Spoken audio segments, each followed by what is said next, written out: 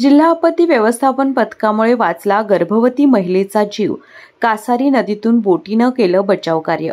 पन्हाळा तालुक्यातील किसरूळ येथील 31 वर्षीय गर्भवती महिला सोनाली नागेश केरबा कांबळे यांची तब्येत अचानक बिघडल्यानं त्यांना तातडीने रुग्णालयात दाखल करणं आवश्यक होतं.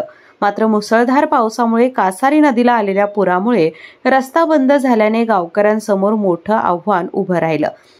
ऐकलं, गोकुळची बासुंदी पुन्हा खावीशी वाटतेय.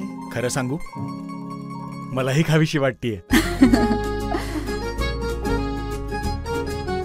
पुन्हा पुन्हा खावीशी वाटणारी गोकुळ बासुंदी.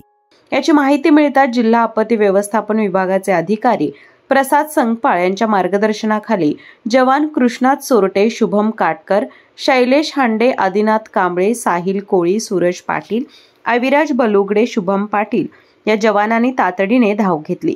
बोटीच्या सहाय्याने नदी पार करत महिलेला सुखरूप बाहेर काढण्यात आलं. त्यानंतर अँब्युलन्सद्वारे त्यांना दवाखान्यात दाखल करण्यात आलं.